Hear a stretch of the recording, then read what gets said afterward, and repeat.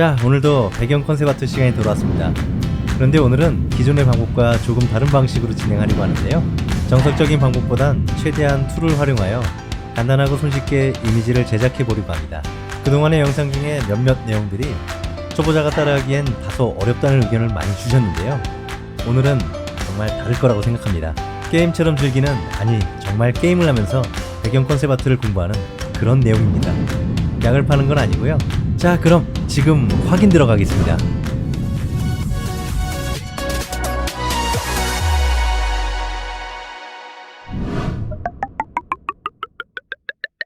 타운스케이퍼 도시 경관이란 게임인데요. 연초에 스팀에서 할인하는 김에 구매했던 게임입니다. 조작은 매우 단순한 편인데요. 마우스 왼쪽 클릭으로 매스를 생성하고 오른쪽 클릭으로 공간이 생성되는 게임입니다. 매스를 생성할 때 기존의 형태와 생성 방향에 따라 정해진 규칙에 의해서 블록의 모양이 형성되는데요. 왼쪽의 컬러 메뉴의 선택에 따라 해당 색의 블록이 형성됩니다. 처음엔 뭐 이런 단순한 게임이 있나 싶었는데요.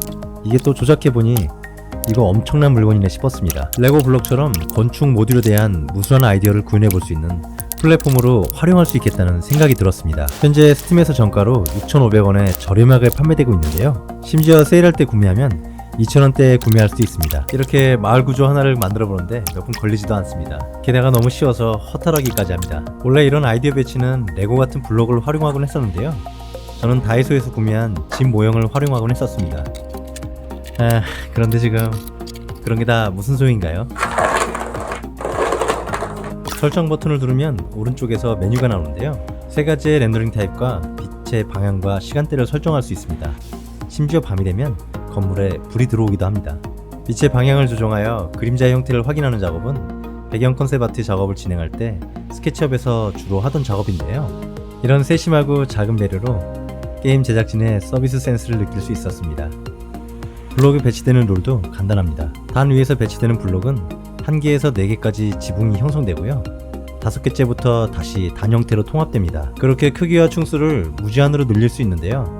이번엔 좀 더 넓은 마을을 만들어 보겠습니다. 매스의 배치가 마음에 들지 않으면 마우스의 오른쪽을 클릭하여 지워주면 됩니다. 건물의 형태는 1층의 매스와 2층의 매스의 조합에 따라 완전히 다른 건물이 만들어집니다. 건물의 층수는 무제한이지만 안정적인 건물의 모양을 만들려면 아래층의 공간을 더 넓게 잡으면 안정적인 건물이 표현됩니다. 이렇게 설정된 마을의 구조는 모델링만 렌더링하여 컨셉 아트의 폼으로 활용이 가능한데요. 사실 마을뿐만 아니라 성 같은 큰 건물의 군락도 만들 수 있습니다. 블럭을 만 형태로 둘러치면 가운데 빈 공간에 중정이 생성되는데요. 중정의 점을 어디에 찍느냐에 따라서 랜덤하게 중정의 디자인이 바뀌기도 합니다. 이렇게 중앙에서부터 살을 붙여나가면 복합 건물과 성을 표현할 수 있는데요. 여기에 성의 외곽 건물을 추가하면 도시가 만들어집니다. 이렇게 만든 도시의 구조는 다양하게 활용할 수 있는데요.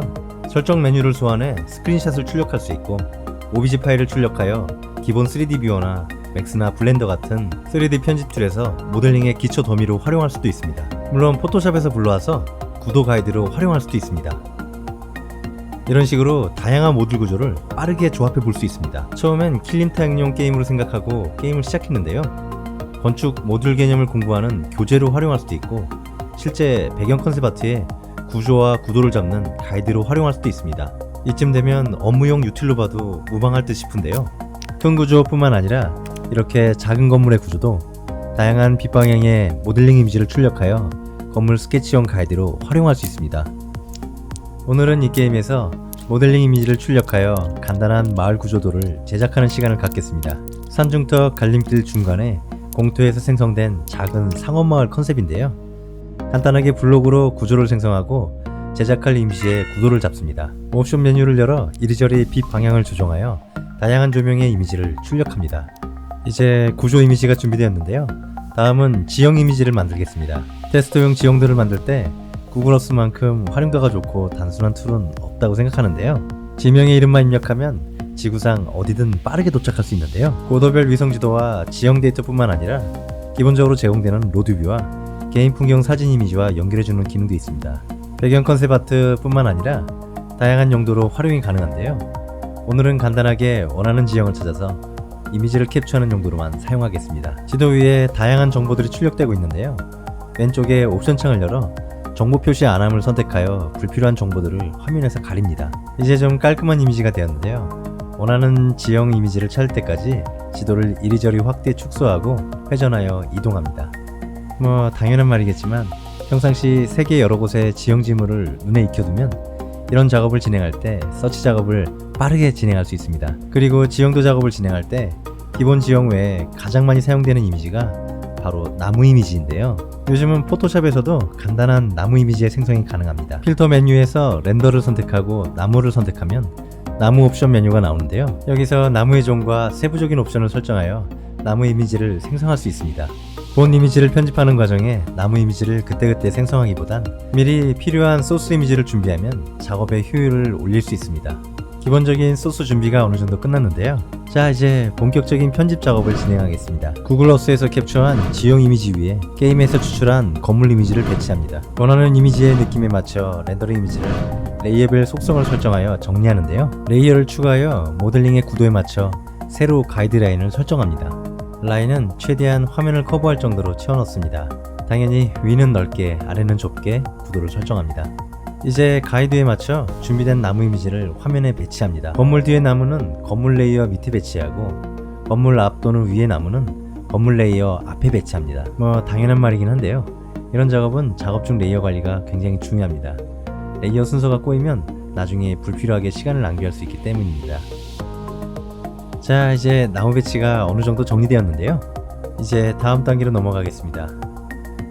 바닥에 작은 돌들을 배치하고요. 미리 만들어둔 나무 그림자를 준비합니다. 바닥 위에 레이어를 추가하여 그림자를 배치합니다. 검은색이 눈에 거슬리지만 그래도 눈에 잘 띄게 하기 위해서는 검은색을 유지한 상태로 작업을 진행합니다. 지형도 작업에서 오브제들을 배치하다 보면 이미지가 다소 평면적으로 보이기도 하는데요. 그림자는 그런 부분에 입체감을 부여하는 중요한 요소입니다. 작은 요소 하나하나에 그림자를 부여할수록 디테일이 살아나게 되는데요. 그렇다고 너무 그림자를 남발하다 보면 이미지가 조잡해질 수 있으니 주의해야 합니다. 자, 이제 건물 사이에 그림자를 추가하고 그림자의 투명도를 조절하여 이미지의 균형을 조절합니다. 레이어의 속성은 노멀로 처리하거나 곱하기로 처리하기도 하는데요. 본인의 느낌에 맞춰 적절히 선택하면 좋을 것 같습니다. 이제 안개와 구름의 그림자를 표현하고 위에 덮인 구름을 묘사합니다. 그리고 바닥과 벽면의 밝은 면을 선택하고 오버레이 레이어를 추가하여 태양빛이 반사된 면을 표현합니다. 한 번에 표현하려고 하기보단 여러 번 수정해가며 적당한 강도를 찾아내는 방식으로 작업을 진행합니다. 자, 이제 빛을 정리하며 작업을 마무리하겠습니다. 오늘은 게임 타운스키퍼로 출력한 모델링을 이용하여 마을 구조도를 제작해봤습니다.